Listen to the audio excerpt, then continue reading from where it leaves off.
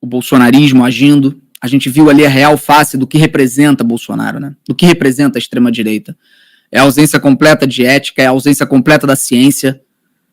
Tudo, para eles, é transformar numa disputa narrativa de fé para controle das pessoas.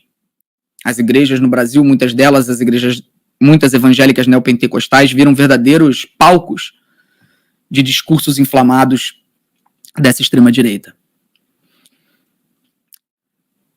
A minha luta continua. Eu sigo enfrentando, desafiando, publicando, fazendo vídeo, informando, levando verdade para as pessoas. E aí começa uma tentativa de silenciamento diferente contra mim. Até então, tudo que eles tinham feito era me ameaçar de porrada, me ameaçar de morte, ameaçar minha mãe.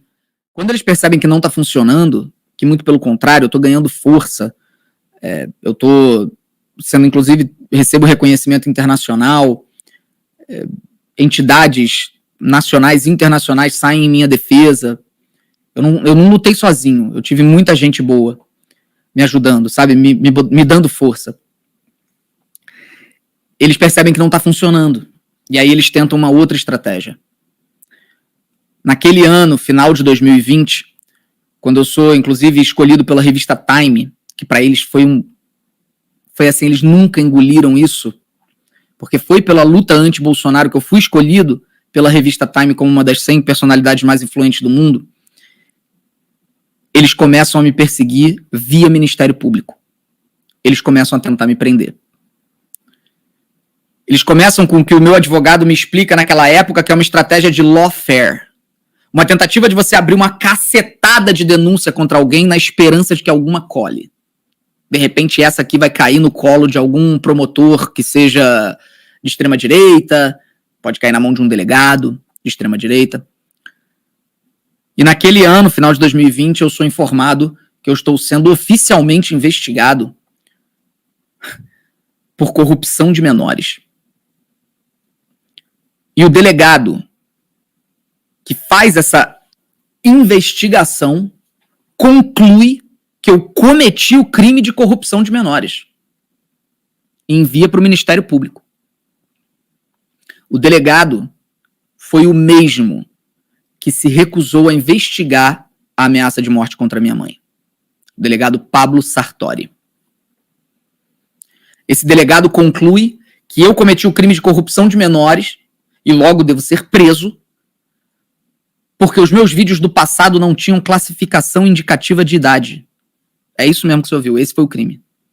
Sabe o que é corrupção de menores? Só para você entender a gravidade, é quando, por exemplo, você transforma um menor de idade em aviãozinho do tráfico de drogas. Ou quando você transforma uma menina menor de idade em prostituta. Isso é corrupção de menores. Você precisa ter uma vítima configurada, que você vai mostrar no processo quem é a vítima, e você precisa de um agente adulto que está corrompendo essa vítima para o cometimento de crimes.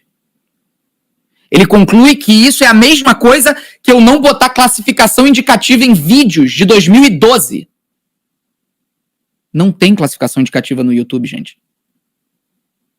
Hoje eu sou um dos únicos youtubers do mundo que coloca classificação indicativa em todos os vídeos. Até hoje ninguém coloca. Depois desse processo de corrupção de menores, 3 meses depois, é concluída outra investigação que me acusa formalmente de crime contra a segurança nacional. Porque eu xinguei o presidente. Adivinha quem é o delegado? Pablo Sartori. De todos os delegados do Brasil, um delegado recusou investigar a ameaça de morte contra minha mãe, investigou e concluiu que eu cometi o crime de corrupção de menores e investigou e concluiu que eu cometi o crime contra a segurança nacional. Aquilo era uma tentativa sistemática de me prender, de me fazer ter medo, de me calar. Eu decido que não só eu não vou me calar, como eu vou aumentar 20 vezes mais.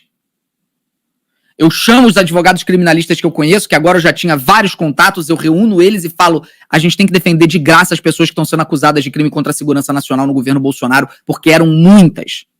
Eram muitas.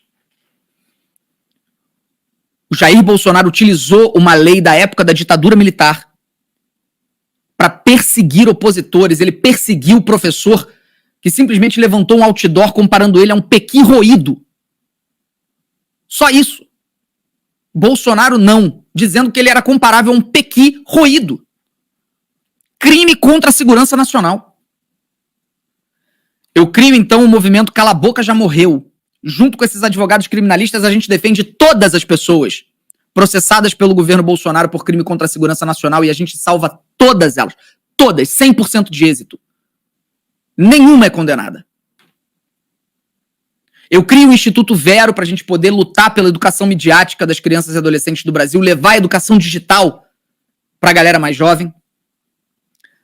E sigo a minha luta contra essa ascensão neofascista brasileira e as tentativas de destruição da minha reputação.